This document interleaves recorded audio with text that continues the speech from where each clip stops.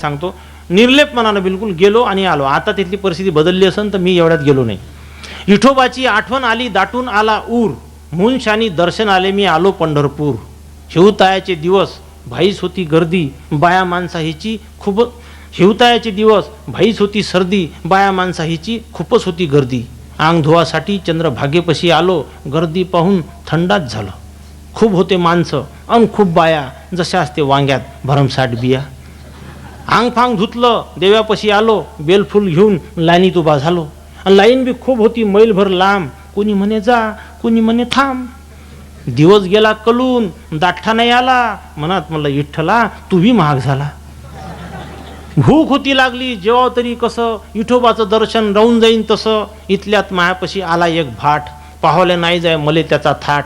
खूप होता ठोकय ढेरी थुल थुल हाले, आणि मॅटावानीच लेकाचा माह्यासंग बोले. मले म्हणे तुम्हाला का दर्शन करायचं आहे, आणि म्या मला नाही तर काही इथंच मरायचं आहे. मले म्हणे तुम्हाला का दर्शन करायचं आहे, म्या मला नाही तर काही इथंच मरायचं आहे. इतक्या म्हणे गर्दी तुमचा नंबर कवा लागन, पटकन म्हणे मी करून देतो दर्शन. याच्यासाठी तुम्हाला बसन एक चोट, 5 रुपयाची तुम्हाला द्या लागन नोट. म्या म्हणलं त्याले तू दर्शन जरूर घडव, पण पैसे कायले पाहिजे हे तर पहिले कळव. थो म्हणे तुम्हाला बी दिसून जाईन विठोबा, माह्यावाला बी मनसान होऊन जाईन पोटोबा. मी हा म्हणे इच्छा बळवा, मी म्हणलं तू तर दिसतच गळवा.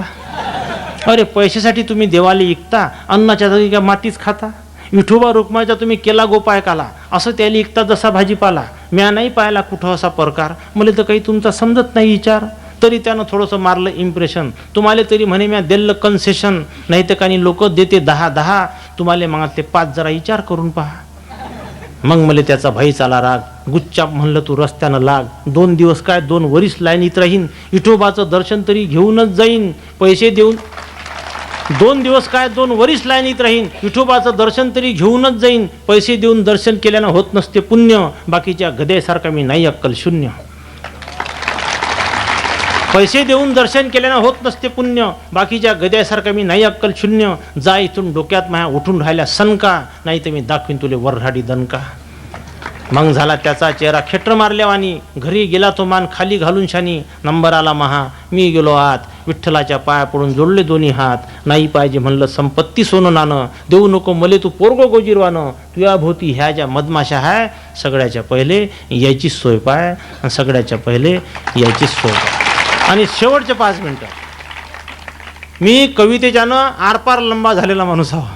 संसार बिघडला, प्रॅक्टिस बिघडली, प्रकृती बिघडली, पण मी कवितेला नाही सोडलं. आणि आता कवितेच्यानंच व्यवस्थित जांगडबुत्ता सुरू आहे तुम्हाला सांगतो.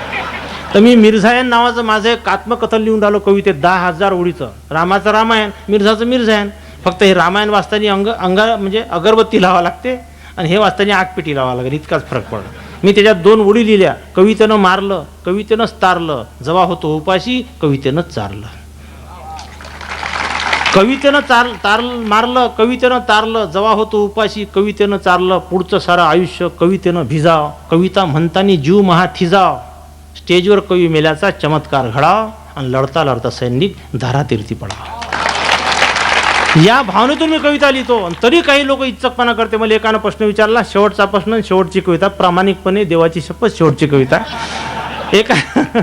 एका माणसानं मला प्रश्न विचारला, आणि मिर्झा साहेब तुम्ही मुसलमान असून मराठीतूनच का बोलता. याले म्हणते जांगडबुत्ता. आमचा रामदास एक दिवस मला काय म्हणे, मिर्झा बरं झालं म्हणे मी गुजरातमध्ये नाही पैदा झालो. मी म्हणलं कहून, मला कुठं गुजराती येते म्हणे.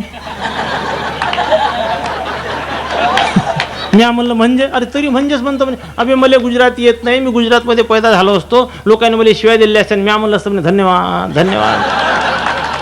त्याचा समज असा आहे का ज्याले जे भाषा आहे ते थो तिथं पैदा होते. मी उलट्या खोपड्याचा माणूस आहे. मला त्यानं विचारलं का तुम्ही मुसलमान असून मराठीतूनच का लिहिता. मी त्याचं एक कवितेतून उत्तर देतो आणि तुमची रजा घेतो. मी या मंडळाचं हे सारे सदस्य आयोजक, विशेषतः भरतबुवा रामदासी खटोड साहेब आणि तुम्ही ऐकणारे यांचं साऱ्यांचा आभार मानून शेवटची कविता, की मुसलमान असून मले येते मराठी, ठोकू नका माहेवाली पाठ ह्याच्यासाठी. धर्माचं न भाषेचं काय आहे नातं, भाषा म्हणजे धान्य, धर्म म्हणजे जातं.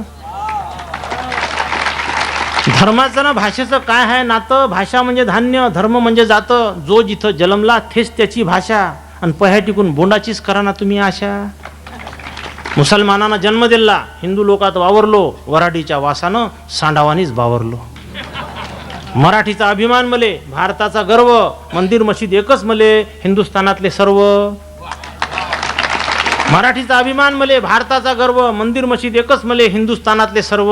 आणि हिंदू न मुसलमानात काय हाय फरक? हा म्हणते हट जा, तो म्हणते सरक.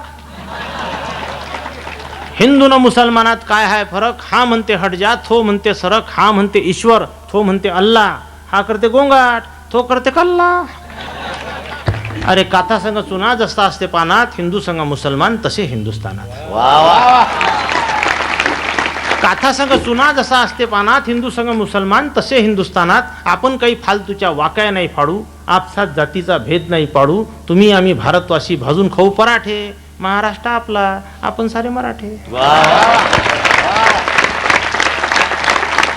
तर बाळासाहेब तुमचं पुन्हा आभार मानतो. आणि मी फार लहान माणूस आहो, विनोद असते, काही चुकलं असेल तर माफ करा. मधुपामराशी काय थोरपण.